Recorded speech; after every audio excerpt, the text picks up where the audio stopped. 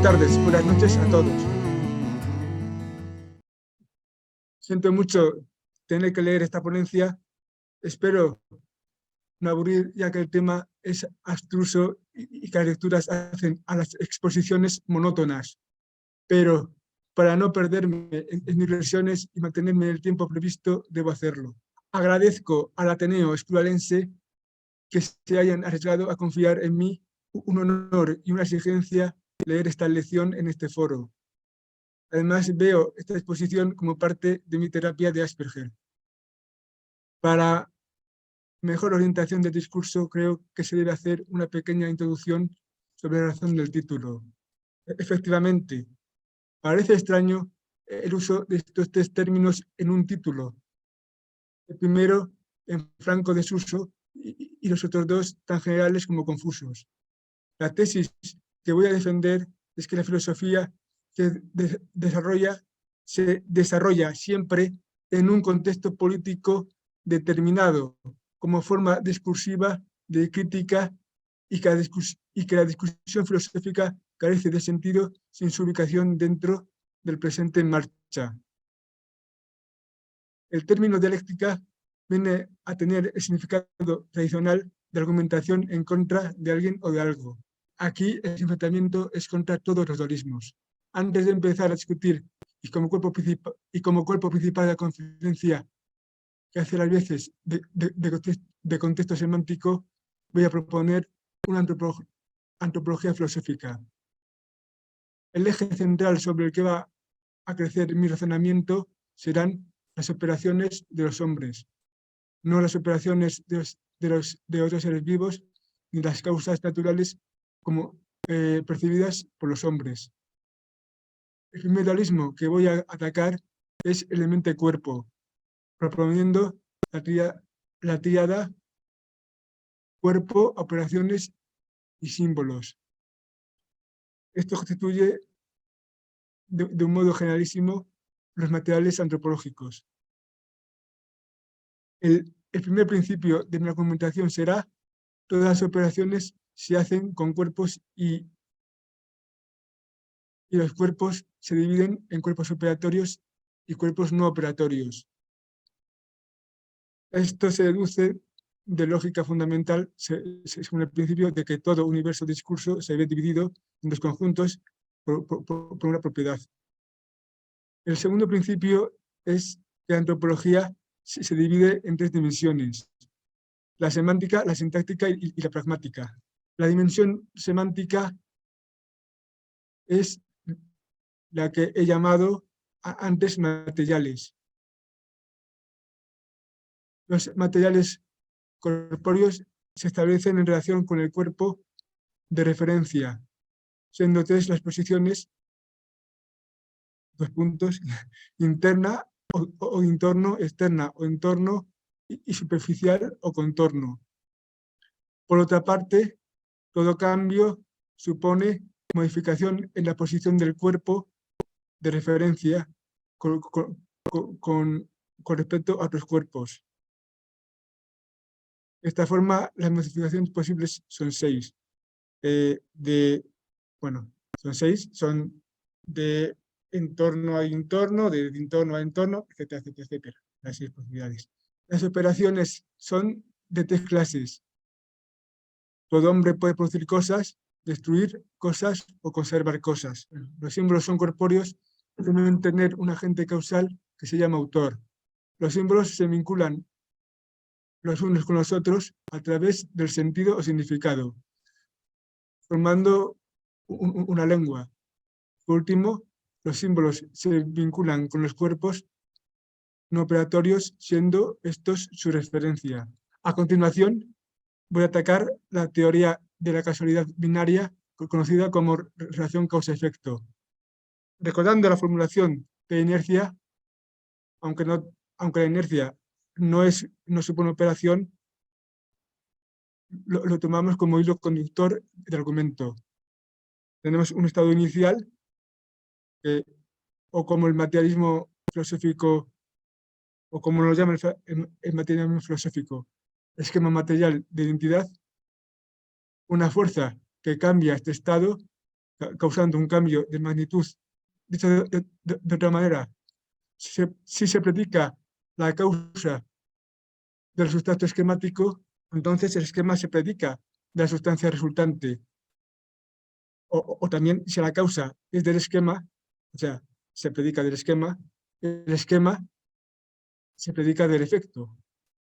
El contenido de estos parámetros son la composición de los materiales antropológicos.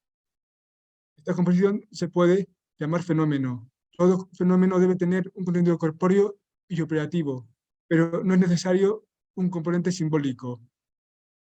La operación la hacen cuerpos con cuerpos, pero no toda operación se hace con símbolos. Y toda operación es causa, pero no toda causa es operación. Si consideramos que el tiempo se mide por los cambios según la definición aristotélica, resulta que la causalidad, además de ser una inferencia lógica, expresa una necesidad en el orden de los fenómenos, de tal manera que el tiempo tiene una direccionalidad que si la negamos no podemos explicar los cambios. Como última parte de la antropología, voy a hacer una breve presentación del espacio de la praxis humana. En este espacio hay sujetos operatorios, cuerpos que operan, cosas que no operan. Entre los primeros existen aquellos que operan a la misma escala que el sujeto de referencia, es decir, que todas las operaciones entre ambos les son transparentes a ambos y pueden ser respondidas con reciprocidad. Esto es lo que se llama eje circular. En cambio, hay operaciones entre sujetos que alguno de los dos, o más de dos, porque los sujetos son más de dos, pero para esquematizar pongo solo dos, entre sujetos que algunos de los dos sus operaciones no son conmensurables con los de otro, o son inescrutables o inevitables o ambas cosas. El sujeto de referencia es imposible de conmensurar al otro, el sujeto de referencia está bajo un poder angular. Si sucede lo contrario, es el sujeto de referencia el que ejerce el poder y ocupa el vértice del eje angular. Por otro lado, con respecto a la relación de los objetos inanimados, se le llama eje radial. Aquí el sujeto es entendido desde su capacidad de usar cosas y causar cambios en estas.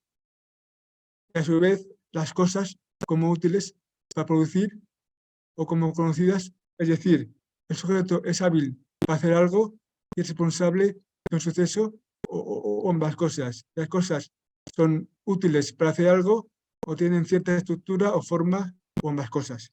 Además, con respecto a las operaciones en cualquiera de los ejes, cabe relacionarlas de dos maneras con sujetos operatorios, como acciones propuestas por los sujetos o fines operantis, o como resultado de la operación o finis operis del sujeto. Pero esto no es suficiente para entender el espacio de las operaciones antropológicas, porque toda operación está involucrada con otras muchas a través de las instituciones, como nematologías o ideologías o como ceremonias, o mejor dicho, en ceremonias con su nematología. Las instituciones se dividen en instituciones que no se pueden entender sin considerar al sujeto como parte esencial de su funcionamiento y las que abstraen al sujeto de su interior. Las primeras son instituciones sociales y las otras lógico-materiales o simplemente no sociales. Es importante precisar que ninguna institución puede reducir a todas las operaciones de un sujeto cualquiera, porque muchas instituciones sociales lo pretendan. Las nematologías o ideologías sociales tienen como principal función ordenar el mundo para organizar a los hombres. Esta ordenación es la escala de valores culturales, realizando algunas cosas, operaciones o sujetos con un valor supremo, constituyendo no solo un orden práctico angular, sino constituyendo una materialidad de sentido angular. Esto ya nos acerca esencialmente a la política.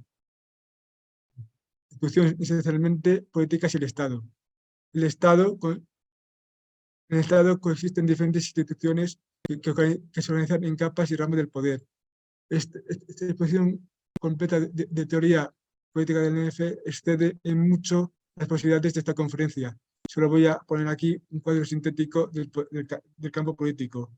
Falta que los poderes son vectoriales y que pueden ser ascendentes o descendentes, pero todos. Y esto aparece en la derecha con flechas hacia arriba y hacia abajo. El poder ascendente es la obediencia en el primer caso, el poder descendente es la obediencia y el poder descendente es la desobediencia. Y lo mismo en el otro, en los demás. Esto pertenece al diccionario de Pelayo García Sierra, al diccionario filosófico de Pelayo García Sierra, que se puede encontrar en internet fácilmente para completar. Al diccionario filosófico de Pelayo García Sierra, que está accesible en internet. La ideología dominante necesita hacerlo todo, es decir, conocerlo, no, abarcarlo todo, es decir, conocerlo todo, ordenarlo todo, conocer a todos y ordenar a todos, pero se topa con la tercaralidad. Esta tercaralidad se constituye en el mundo interpretado, interpretaciones y resultados históricos que trascienden el interés de la institución o instituciones que pretenden gobernar a todos. Este mundo interpretado se conforma desde la siguiente manera, en tres géneros de materialidad. El primero está conformado de las conexiones y relaciones de unos cuerpos con otros cuerpos a través de las operaciones ritualizadas que se pueden transformar en funciones mecánicas. El segundo está conformado por las conexiones y relaciones de las operaciones de unos sujetos con los cuerpos. El tercer género está compuesto por las relaciones de los sentidos y por las relaciones de las diferentes acepciones de sentido. Por otra parte, el ego trascendental es la unión o confluencia de estos. El conjunto revertido que incluye las condiciones del mundo interpretado entre los tres géneros de materialidad y dentro de los mismos se llama materia ontológica general. La ideología, como decía, intenta representarlo todo de manera ordenada para poder organizar el mundo. La ideología siempre afirma los fundamentos de las relaciones en los tres ejes del espacio antropológico como si hubiera coordinación en el mejor de los mundos posibles. Plantea planes y programas basándose en este ideal ortogramático. Esta forma de razonar desde el principio de orden hacia la realidad se llama fundamentalismo. El fundamentalismo cae todos los contenidos cuando como principio de razón necesaria y suficiente. El fundamentalismo produce que todos los contenidos, el fundamentalismo cae todos los contenidos, hace caer todos los contenidos actuando como principio de razón necesaria y suficiente.